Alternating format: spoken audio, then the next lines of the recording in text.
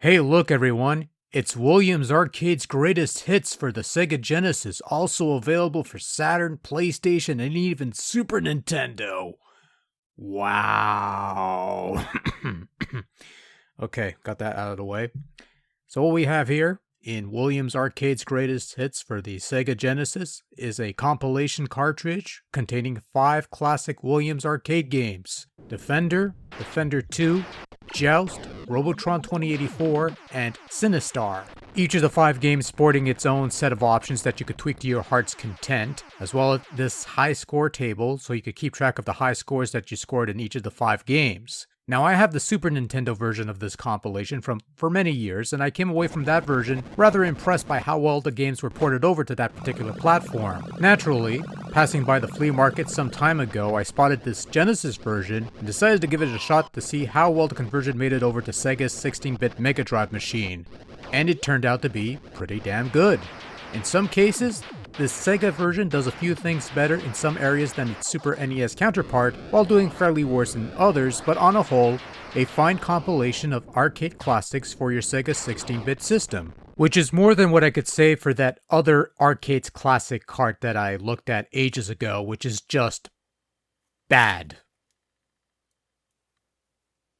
I'm not going to touch on the graphical or audio aspects of Arcade's greatest hits all that much because there's not a whole lot to say here, but in terms of recreating or sampling or mimicking the audio bits from the arcade originals, I thought they did a pretty good job of that, outside of some minor lowerish quality roughness that's only slightly noticeable in some regard, notably whenever Sinistar speaks. It's almost on par with at least the Super Nintendo version itself, managing the sounds just fine. Visually speaking, even with the lower color palette of the Genesis hardware, the graphics are almost on par with what you get out of the arcade originals, pretty spot on for the most part, no real complaints. And now let's look at the games. So you've got Defender, and you've got Defender 2 on here, because apparently these two are joined by the hip, but there you go. The games where you blow up space aliens and keep the humans on the ground safe and sound, or you could just kill off all the humans, thus blowing up the planet, and leaving you to fend off with the mutants for being a total dick. Defender 2 has a couple extra features like the Stargate that warps you to other parts of the level, but it's still pretty much the same core game. If you have a 6-button controller, you could press the mode trigger to enable 6-button mode in Defender 2, which enables additional features like the bombs and thrusters and things of that nature. Now, the one thing this Genesis version does better than the Super Nintendo version is that the transport and explosive effects in Defender and Defender 2 are a lot smoother here than in the other version. Here's a quick little comparison.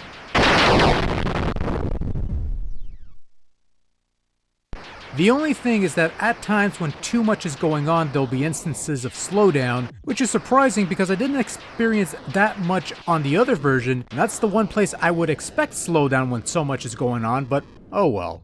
Next up we have Robotron 2084, the epic battle between man and machine to save the disproportionately massive last human family.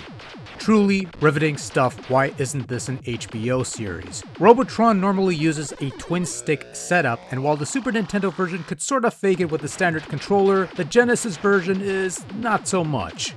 There's a similar option of mimicry with the 6-button mode, but it just doesn't feel as natural given the awkward positioning of the buttons, as well as their very different forms. Fortunately, you have the all-time classic option of playing with 2 gamepads, one to control movement and one to aim your fire. It's a somewhat cumbersome solution given the size of the gamepads, but it works well enough if you want to go that route. Next up we have Sinistar, a game where you mine asteroids for Cinnebombs to use against Sinistar. This is a mileage varying game for me. A lot of people seem to really like this game, but I just find it to be somewhat annoying. Mining asteroids for little dots and trying to move my little ship around is a bit of a chore, and I often find myself focused on blowing up the little spaceships flying around before eventually getting devoured by the completed Sinistar.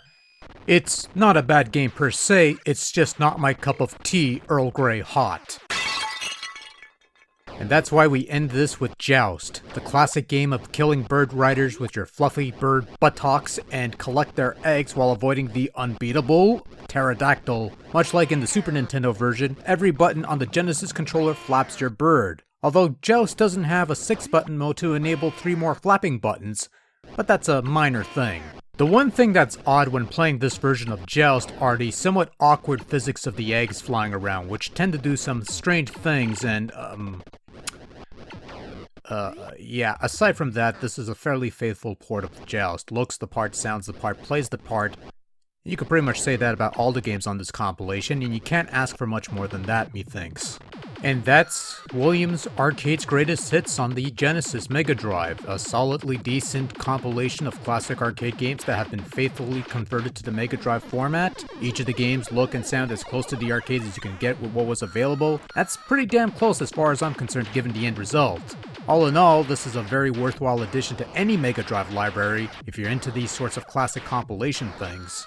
Of course, it goes without saying that nowadays you could play these classic titles in a variety of formats, some doing a better job of emulating the titles to be as close to perfect as possible than others, but seeing something like this done on a 16-bit system, and as well as it turned out, I find that to be pretty damn cool actually. And sometimes, well, that's a joy in and of itself. I don't know where I was going with that, but I'll tell you what, I need a coffee right about now, so good night.